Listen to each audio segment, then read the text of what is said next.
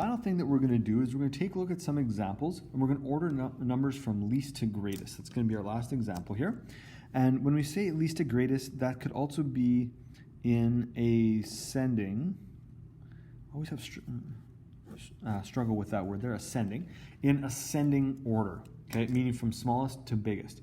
Okay, it would be like I was to order a bunch of students from shortest to tallest. Okay, that's ascending, it's going up.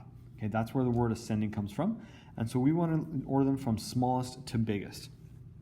Now, when we're doing a question like this, I would highly recommend, and it could be extremely helpful, if we make sure that all of our decimals have the same, or all of our numbers have the same number of decimal places if needed. Okay, this first one, you may not need to do that. If we look at all these numbers, they have a different integer in front. Here's a 4, a 1, a -5, and a -2. We can order them based on that because that does represent size. -5.6 would be the smallest. And then we would have -2.4 would be next smallest. 1.25 would be after that. And 4.3 would come after that. You'll notice that -5 is the smallest, -2, then 1, then 4.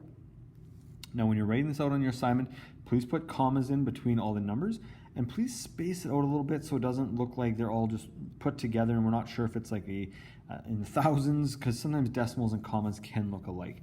So please try to make sure that we are being keenly aware of how we're marking those out. All right, next one, not quite so easy here. Here we have all of them, well, here we have a 1, but the rest, all three of the other ones are zeros. This one here, though, you'll notice every single one has 2 decimal places. So we can kind of figure out based on that which one's the smallest. Here we have 98, and this one is a 1, so that's going to be the biggest one. Okay, we're just looking at the 0 ones here. Here we have 98, 42, and 4. Okay, so this is the biggest one. That's going to be the 4th one there. Smallest one here is just 4. So we're going to put that first. And then between 98 and 42, the next biggest would be 42. And then we have 98. And finally, we have the 1.02. The 1 is bigger than 0, so that's going to be there at the end. Okay, so it's important to remember that we're looking for that 1 there, or we're looking for at the integers as well, as those can definitely make a difference as to how big something is. All right, oh, now we got negatives, and we got different number of decimal places. So here we have -3.1, here's -3.64, here's -3.2, and here's -3.7. Now, all of these numbers here have a -3 in the start.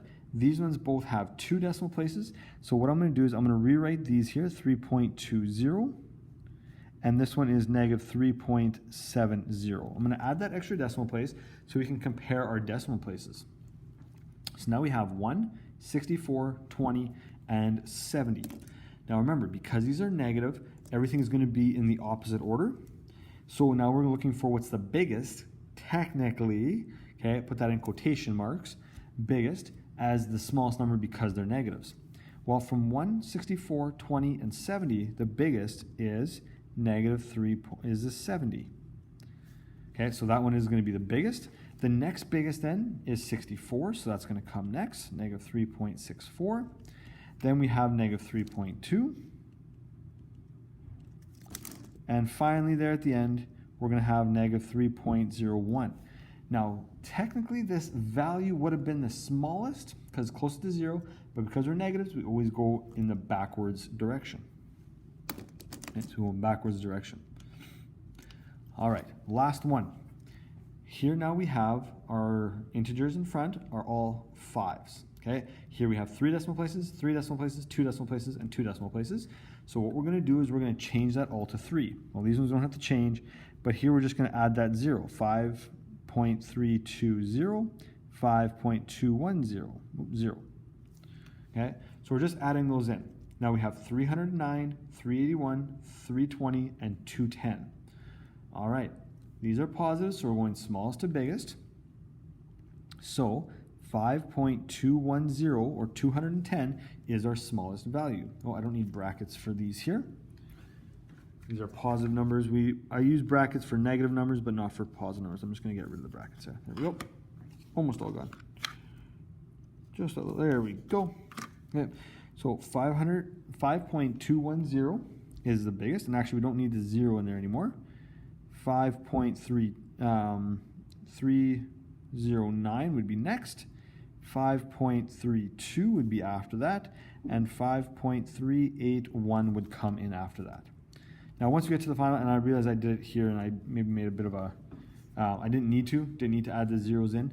We don't need to add the zeros in at the end. Okay, we can just do the exact number that is in there. If you do add the zeros, I'm not going to dock any marks. The numbers are exactly the same. It has not changed what the number is, but you don't need to write that in.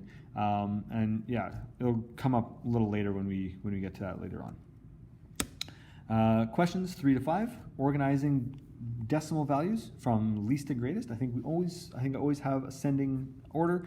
Remember, negatives go in the front, positives would be farther along to the right.